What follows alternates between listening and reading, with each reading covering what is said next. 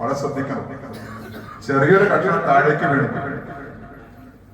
രാജ്യത്തിന്റെ പല ഭാഗങ്ങളിൽ നിന്ന് വന്നിട്ടുള്ള പ്രധാനപ്പെട്ട വ്യക്തിത്വങ്ങളൊക്കെ ഇരിക്കുന്ന ആ മജ്‌ലിസിൽ അമീറുൽ മുഅ്മിനീൻ കുനിഞ്ഞ ഭക്ഷണം എടുത്തിട്ട്, ഇന്നത്തെ പോലെ ടൈൽസും മാർബിളൊന്നും അല്ല, പഴയ മണൽ, അതിൽ വീണ ഭക്ഷണം അങ്ങ് കൈകൊണ്ടെടുത്തിട്ട് അത് തുടച്ച് വൃത്തിയാക്കി വായിലേക്ക് വെച്ച് കഴിച്ചു.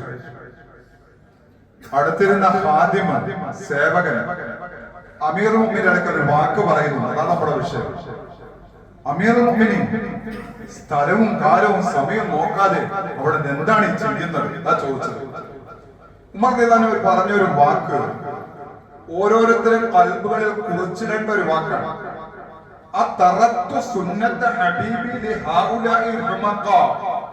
ഈ വിഡ്ഢികൾക്ക് വേണ്ടി പുണ്യ റസൂലിന്റെ സുന്നത്ത് ഞാൻ മാറ്റിവെക്കാണോ? അമീറുൽ മുഅ്മിനീൻ ഉമർ ഇബ്നുൽ ഖത്താബ്. വാക്യങ്ങൾ ശ്രദ്ധിച്ചിട്ടുണ്ടല്ലോ. അത്തറത്തു, ഞാൻ ഉപേക്ഷിക്കണമോ സുന്നത്ത് ഹബീബി, എന്റെ സുന്നത്തിന്റെ ഹബീബിന്റെ സുന്നത്ത് മുഹമ്മദ് റസൂലുള്ളാഹി സ്വല്ലല്ലാഹു അലൈഹി വസല്ലമയുടെ സുന്നത്ത് ഞാൻ ഉപേക്ഷിക്കണമോ? ഈ ഹമുക്കുകൾക്ക് വേണ്ടി, ഈ വിഡ്ഢികൾക്ക് വേണ്ടി. എന്താ ഞാനിത് പറഞ്ഞു നിങ്ങൾക്കറിയുമോ? പ്രവാചക തിരുമേനിയുടെ ഹദീസ് നിക്കാഹുമായി ബന്ധപ്പെട്ട്, ഇന്ന അഅ്ളമൻ നിക്കാഹി ബറക, നിക്കാഹിൽ ഏറ്റവും ബറക്കത്ത് കിട്ടുന്നത് ഐസറുഹാ മുഅ്മിന, ചിലവ് കുറച്ച് നടത്തുന്ന നിക്കാഹാണെന്ന് സയ്യിദുനാ റസൂലുള്ളാഹി സ്വല്ലല്ലാഹു അലൈഹി വസല്ലം. ഒരു 2 മാസം മുമ്പ് കൈരളിയിലെ കേരളത്തിലെ നിക്കാഹുമായി ബന്ധപ്പെട്ടിട്ടുണ്ടാകുന്ന ആർഭാടവുമായി ബന്ധപ്പെട്ട് വരുന്ന ഭക്ഷണം ബാക്കിയാക്കുന്നതുമായി ബന്ധപ്പെട്ട കണക്ക്, ടൺ കണക്കിന് ഭക്ഷണങ്ങളാണ് വേസ്റ്റ് കൊട്ടയിൽ കൊണ്ടേ തള്ളുന്നതെന്ന് ഒരു വാക്ക് നിങ്ങൾ കേട്ടിട്ടുണ്ടാവും. സമീപ ദിവസം ഒരു ബംഗാളിയായ ഒരു മനുഷ്യൻ തളിപ്പറമ്പിന്റെ ചുറ്റുവട്ടത്ത് നടത്തിയ ഒരു കല്യാണപ്പുരയിൽ നിന്ന് ഭക്ഷണം കുഴിച്ചു മൂടാൻ വേണ്ടി ഏൽപ്പിച്ച വ്യക്തിത്വങ്ങൾ ഒരാളായിരുന്നു ആ ബംഗാളി. അയാൾ അവിടെ നിന്ന് ഫോട്ടോ എടുത്ത് കുടുംബങ്ങൾക്ക് അയച്ചു കൊടുത്തു. സങ്കടം, ഞങ്ങളുടെ ഒന്നും നാടുകളിലോ വീടുകളിലോ ഭക്ഷിക്കാൻ വേണ്ടതുപോലെ ഒന്നുമില്ലാതെ ചപ്പാത്തിയും റൊട്ടിയും പിന്നെ ദാൽ പരിപ്പും കൂട്ടി കഴിക്കുന്ന സമയത്ത് കേരളക്കാർ ഭക്ഷണം പാഴാക്കുന്നതിനെ കുറിച്ച് ഒരു വീഡിയോ എടുത്ത് പ്രചരിപ്പിച്ചോ നിങ്ങൾ കണ്ടിട്ടുണ്ടാവും. ഇത് മുമ്പിൽ വെച്ചുകൊണ്ട് വേണം ഈ ഒരു വാക്ക് നമ്മൾ നോക്കാൻ. എന്റെയും നിങ്ങളുടെയും മക്കളുടെതും കുടുംബത്തിലും ഒരു നിക്കാഹ് നടത്തുമ്പോ ഒരു പിടി ഭക്ഷണം പോലും അനാവശ്യമായി കളയുന്നില്ല എന്ന് ഉറപ്പിക്കുമ്പോഴാണ് നിക്കാഹിന്റെ ബറക്കത്ത് എന്ന് സയ്യിദുനാ റസൂലുള്ളാഹി സ്വല്ലല്ലാഹു അലൈഹി വസല്ലം. കഴിഞ്ഞ ദിവസം ഒരു നിക്കാഹിന്റെ കർമ്മത്തിൽ പങ്കെടുക്കേണ്ടി വന്നു. പ്രിയപ്പെട്ടവർ, ഇപ്പോൾ ഞാനും നിങ്ങളും ഇരുന്ന് കഴിക്കുന്ന ശൈലിയൊക്കെ അങ്ങ് മാറ്റിവെച്ച് പോയി ഭക്ഷണം വാങ്ങിച്ച് കൊണ്ടുവന്ന് കഴിക്കുന്ന ബഫേ സമ്പ്രദായത്തിലാണ് നമ്മൾ ഉള്ളത്. എന്ന് പറഞ്ഞാൽ ഇനി ഒരിക്കൽ കൂടി ചെന്ന് ഭക്ഷണം എടുക്കാൻ പറ്റാതെ കിട്ടുന്നത് മുഴുവനും, പല വിഭവങ്ങൾ മുഴുവനും പ്ലേറ്റിലേക്ക് വാങ്ങിച്ചു വെച്ചിട്ട് കൊണ്ടുപോയി കഴിച്ച് അവസാനം ഇത് ബാക്കി വരുമ്പോ വെറുതെ വേസ്റ്റ് കൊട്ടയിലേക്ക് തള്ളുന്ന അപകടകരമായ ഒരു അവസ്ഥയിലൂടെ നാട് പോകുമ്പോ വലിയ അപകടമാണ്. ഇവിടെ നമ്മൾ ഓർക്കേണ്ടത്, 2 മാസം മുമ്പാകെ എന്നെയും നിങ്ങളെയും ഞെട്ടിച്ച ഒരു വാക്കുണ്ട്. അത് ഗസയിൽ നിന്നാണ്. ഇമാമു ജുമാഅയ്ക്ക് വേണ്ടി എഴുന്നേറ്റ് എന്ന് പറഞ്ഞു, എനിക്ക് നിങ്ങളോട് സംസാരിക്കാൻ കഴിയണില്ല, എന്നെ തളർത്തുന്ന വിഷയം അൽ ജൂഅ്, വിശപ്പാണ്. നിങ്ങൾക്ക് എന്റെ പ്രഭാഷണം, ജുമാ ഖുത്ബ നിങ്ങൾക്ക് കേൾക്കാനും കഴിയില്ല. എന്നെ അലട്ടുന്ന, നിങ്ങളെ അലട്ടുന്ന വിഷയം വിശപ്പാണ്. വിശപ്പ് കൊണ്ട് എനിക്കും നിങ്ങൾക്കും ഒന്നും ചെയ്യാൻ കഴിയില്ല, കേൾക്കാനും പറ്റൂല, പറയാനും പറ്റൂല. അതുകൊണ്ട് ഞാൻ എന്റെ വാക്കുകൾക്ക് ഞാൻ വിരാമം കുറിക്കുന്നു.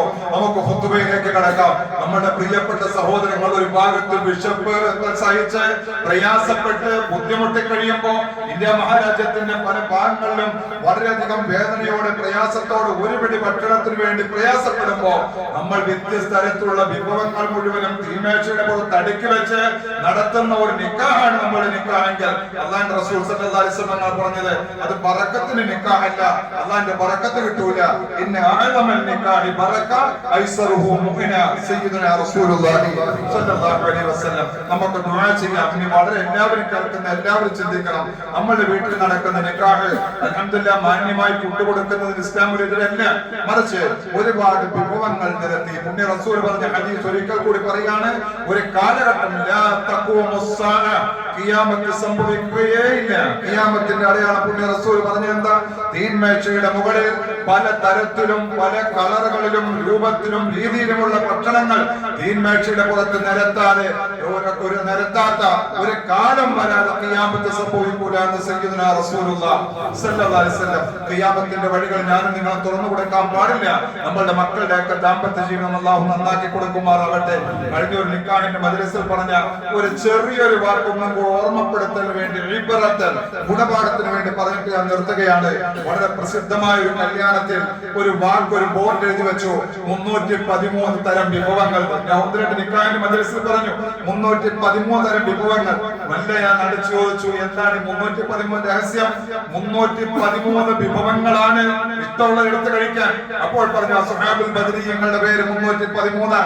അസ്ഹാബുൽ ബദരീങ്ങളുടെ എണ്ണത്തിനനുസരിച്ചാൽ പൊട്ടിയ വയറും പൊട്ടിയ വാളുമായി ആ പാവപ്പെട്ട സഹാബത്തിൽ മുൻനിരക്കാർ ആദരണീയരായ സഹാബത്തുൽ കിറാമുകൾ പ്രയാസം സഹിച്ച് പൊട്ടിയ വയറും പൊട്ടിയ വാളുമായി പടക്കളത്തിൽ പടവെട്ടി പരിശുദ്ധ ഇസ്ലാമിന്റെ ഉണർവും ഇസ്ലാമിന്റെ മുന്നണി പോരാളികളും രക്തസാക്ഷികളുമായ അള്ളാന്റെ അടുക്കൽ ഏറ്റവും പ്രതിഫലങ്ങൾ വാരിക്കൂട്ടി ആ സഹാബത്തിനെ പോലും വെറുതെ വിടാതെ 313 തരം വിഭവങ്ങൾ നൽകിയ അസ്ഹാബുൽ ബദറുകളാണെന്ന് പറഞ്ഞ് ന്യായം നിരത്തുന്ന ഒരു കാലഘട്ടത്തിലേക്ക് ഞാൻ നിങ്ങൾ എത്തുമ്പോ ഇത്രയും ഗൗരവത്തിൽ പറയുന്ന അപകടകരമായ ഒരു അവസ്ഥയിലേക്ക് ഉമ്മത്ത് പോകുമ്പോ എല്ലാവരും വളരെയധികം ശ്രദ്ധിക്കണം. പടച്ചവരെ എനിക്കും നിങ്ങൾക്കും ഒന്നുപോലെ തൗഫീഖ് പ്രദാനം ചെയ്യുമാറാവട്ടെ. നടക്കാൻ പോകുന്ന നിക്കാഹ് കർമ്മം അല്ലാഹു തആല ദമ്പതികളുടെ ജീവിതം അല്ലാഹു സന്തോഷത്തിലാക്കി കൊടുക്കുമാറാവട്ടെ. അലട്ടലില്ലാത്ത ദാമ്പത്യ ജീവിതം കെട്ടിപ്പിടിക്കാൻ നവദമ്പതികൾക്ക് അല്ലാഹു തൗഫീഖ് പ്രദാനം ചെയ്യുമാറാവട്ടെ. രണ്ട് മക്കളുടെയും ദാമ്പത്യ ജീവിതത്തിന്റെ സന്തോഷം കണ്ട് സന്തോഷിക്കാൻ രണ്ട് കുടുംബങ്ങൾക്കും അല്ലാഹു തആല പ്രദാനം ചെയ്യുമാറാവട്ടെ. എല്ലാ ഖൈറുകളും അല്ലാഹു നൽകി അനുഗ്രഹിക്കുമാറാവട്ടെ.